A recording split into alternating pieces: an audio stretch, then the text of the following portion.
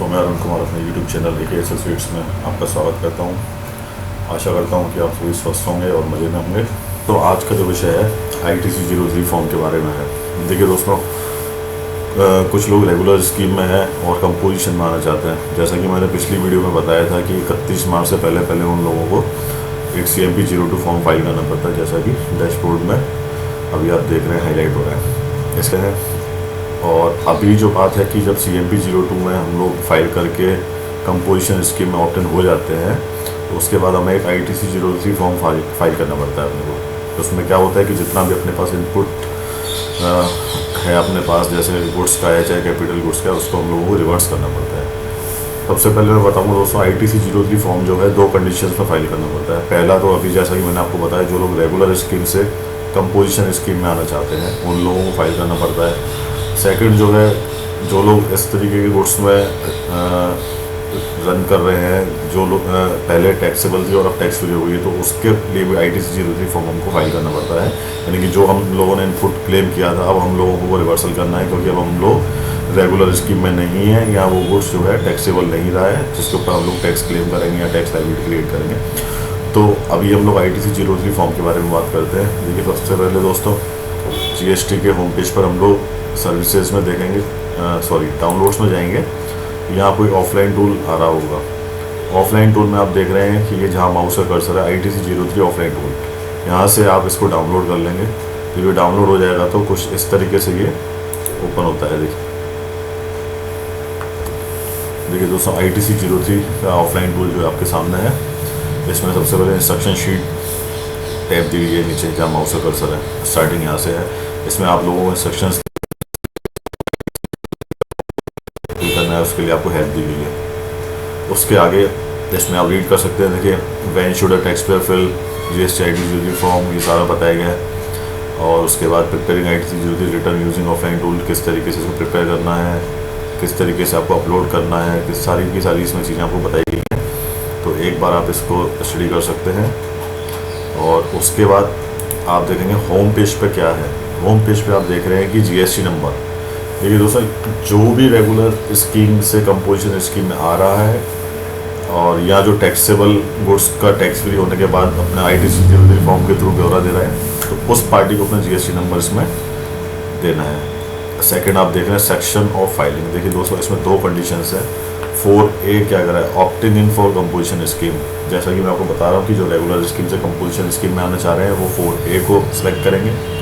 और ऐसे लोग जिनके पास टैक्सेबल गुड्स है, जिसका इनपुट आप लेके बैठे हुए हैं और अब वो एग्जेम्प्टेड हो चुका है गुड्स, तो उनको जो सिलेक्ट करना है 4B सिलेक्ट करना है।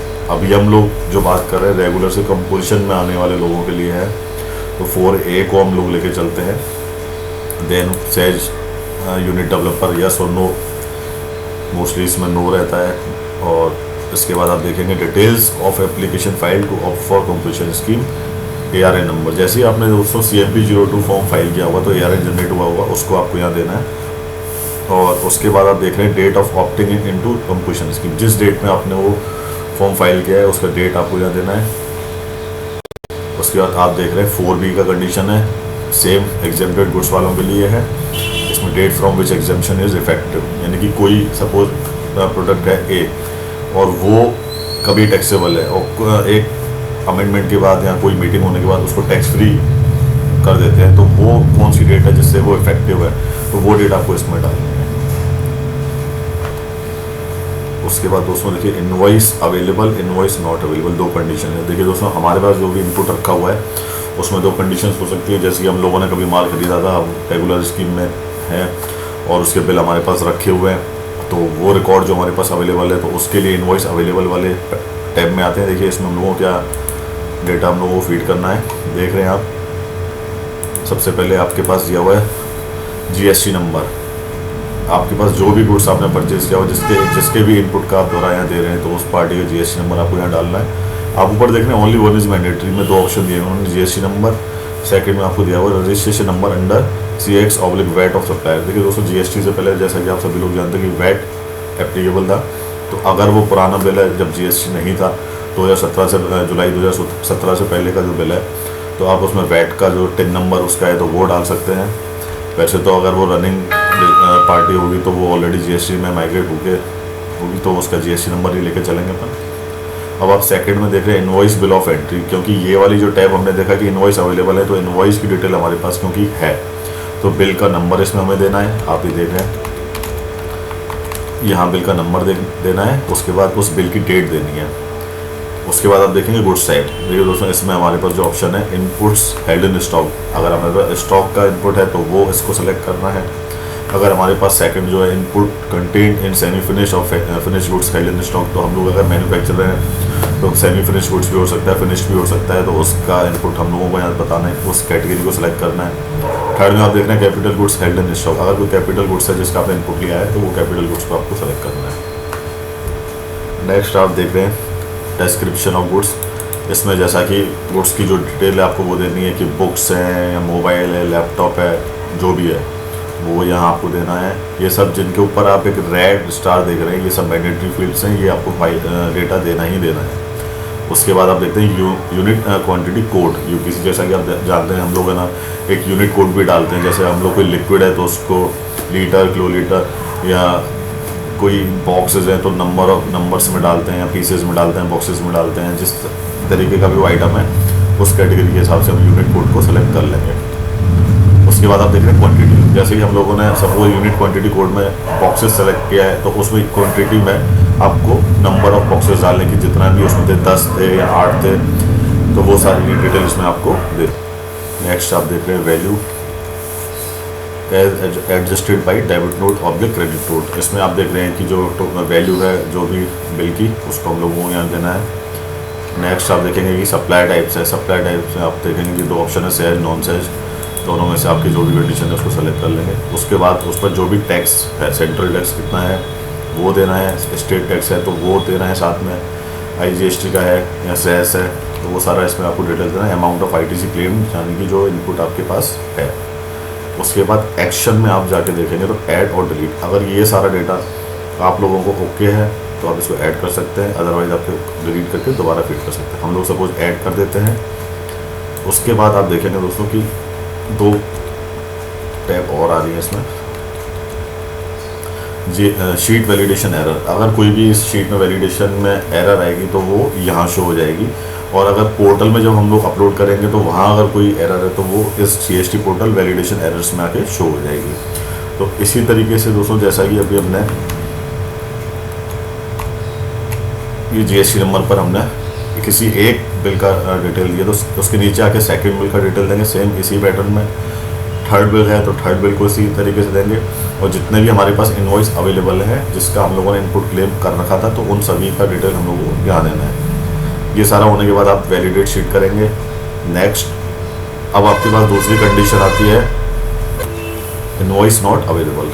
देखिए दोस्तों, कुछ कंडीशन में आपके पास इनवॉइस नॉट अवेलेबल, देखिए दोस्तों दूसरी कंडीशन जो है कि अगर आपके पास इनवॉइस अवेलेबल नहीं है लेकिन आपने उनका पहले इनपुट लिया हुआ था जो आपके पास अवेलेबल है, तो उसका जो डिटेल है, उसकी जो डिटेल है आपको यहाँ देनी है। इस कंडीशन में आपको CA सर्टिफिकेट की ज़रूरत पड़ सकती है। जिनका आपके पास इनवॉइस अवेलेबल नहीं है लेकिन आपने इनपुट क्लेम कर रखा है तो उसकी डिटेल हम लोगों को यहाँ देनी है। देखिए दोस्तों, सेम उसका GST नंबर हमें यहाँ देना है, और उसके बाद क्योंकि हमारे पास इनवॉइस अवेलेबल नहीं है तो जाहिर सी बात है हम लोगों को ना बिल नंबर याद होगा ना बिल की डेट याद होगी, तो वो दोनों ही कॉलम इसमें से हटा दिए गए हैं। इनवॉइस अवेलेबल और इनवॉइस नॉट अवेलेबल वाली दोनों जो टैब है उसमें एक यही फ़र्क है, इनवॉइस अवेलेबल में आपको बिल नंबर और बिल की डेट का डिटेल का ऑप्शन दिया हुआ है। सेकंड वाले में जिसमें इनवॉइस नॉट अवेलेबल है उसमें ये दोनों ही ऑप्शन हटा दिए गए हैं क्योंकि हमारे पास इनवॉइस नहीं है ये मानते हुए। उसका सेम आप देख रहे हैं कैपिटल गुड्स का है जो 2 कैटेगरी है, ये आपको लेके चलना है। उसका गुड्स का डिस्क्रिप्शन है, उसकी क्वांटिटी कोड जो भी है, जैसे बॉक्सेस है, कार्टून है, नंबर्स है, पीसेस हैं, जो भी है। उसके बाद उस क्वांटिटी का डिटेल देना है आपको कि नंबर्स में है तो कितने नंबर्स में, बॉक्सेस में तो कितना है, किलोग्राम में तो कितना है, सारा का सारा। उसके बाद वैल्यू लेके चलनी है। सेम सप्लाई टाइप जैसे कि पहले मैंने बताया था उसी हिसाब से आपको सेलेक्ट करना है। टैक्स का ब्यौरा, उसके बाद एक्शन जैसे कि मैंने आपको बताया था ऐड और डिलीट, अगर सारा का सारा ओके तो ऐड कर देना है। अगर कोई एरर है तो शीट वैलिडेशन में तो वो यहाँ आ जाएगी। अगर पोर्टल पर हम लोग अपलोड करते हैं उसके बाद कोई एरर आती है तो वो यहाँ शो होती है, उसको हम लोगों को सही करना पड़ता है, फिर दोबारा से अपलोड करना पड़ता है। देखिए दोस्तों, जब ये सारी की सारी डिटेल आप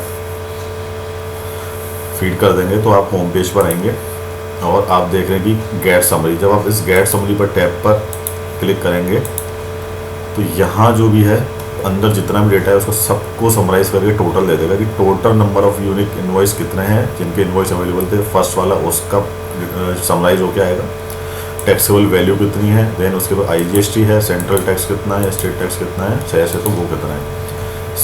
summary of goods without invoices. देखिए दोस्तों सेम इसकी समरी भी आ जाएगी जो भी आपने इनवॉइस नॉट अवेलेबल में डेटा फीड किया हुआ है। ये समरी क्योंकि अभी मैंने कोई डेटा फीड नहीं किया तो 0 आ रही है, अगर कोई डेटा होता तो वो सारा का सारा यहाँ ऑटो पॉपुलेट हो गया था गेट समरी ऑप्शन इसमें क्लिक करने के बाद। ये सारा जब डेटा आप आ जाए और आप मैच कर लें कि यहाँ सारा का सारा ओके है और आपके पास जो डेटा मौजूद है उससे मैच कर रहा है तो आप यहाँ generate JSON file to upload पर क्लिक करेंगे तो इससे एक जेसन फाइल जनरेट होके आएगी। उस जेसन फाइल को आप GST पोर्टल पर लॉगिन करेंगे और लॉगिन करने के बाद ऑफलाइन टूल में जाकर आप इसको अपलोड कर देंगे जेसन फाइल को। जैसे ही आप उसको जेसन फाइल को अपलोड करेंगे तो वो जनरेट के लिए ऑप्शन आएगा जनरेट समरी और जाके आप उसको फाइल कर सकते हैं। अगर वहाँ कोई दिक्कत है या कमी है, कोई एरर निकल के आती है तो वो अपलोड के टाइम पे एरर निकाल के दे देगा तो आपको उसको करेक्ट करना है। तो अगर कोई जो एरर निकल के आती है तो उस एरर फाइल को आपको डाउनलोड कर लेना है और वापस से ऑफलाइन टूल में आके open downloaded ITC Jason oblique error file में जाके इसको अपलोड कर सकते हैं और चेक कर सकते हैं कि हम लोगों की कहाँ कमी है, उसको सही करके वापस से उसको गेट समरी जो है उसको टैब को क्लिक करेंगे गेट समरी में। उसके बाद generate JSON file to upload again and same process आपको रिपीट करनी है। आपको ऑफलाइन टूल में जाकर उसको अपलोड कर देना है जेसन फाइल को, दैन उसको जनरेट करके अंदर जाके अब जब आप फाइल करेंगे तो देखेंगे कि सारा का सारा डेटा वहाँ आ गया है। उसको आप एक बार मैच कर लेंगे, अगर आपकी सारा का सारा डेटा करेक्ट है तो आप उसको फाइल कर देंगे। ये सारा का सारा फाइल होने के बाद वो जो ITC जो है वो ऑफसेट होने के लिए ITC रखा हुआ है उसी से ऑफसेट हो जाएगा। अगर उसमें कोई कमी है तो आपको कैश के थ्रू पे करना पड़ेगा। तो ये इस तरीके से आप अपना जो भी आपने रेगुलर स्कीम में ITC को अवेल कर रखा था और क्योंकि अब आप कंपोजिशन में आ गए तो अब आपको ITC का बेनिफिट नहीं मिलेगा, ये सारा का सारा यहाँ रिवर्सल हो जाएगा। इसके बाद आपके जो भी हैं नॉर्मल प्रोसीजर जैसे कि कंपोजिशन जो भी अदर कंपोजिशन डीलर हैं उनके लिए CMP 08 रेगुलर फाइल होते हैं क्वार्टरली करके 4 बार साल में, तो वो आपको फाइल करने हैं और ऐसे ही एनुअल रिटर्न है GST 4 वो फाइल करनी है। तो इस तरीके से दोस्तों आपने ITC 03 फॉर्म के बारे में देखा और आज अगर तुम आपको वीडियो पसंद आई होगी, थैंक यू।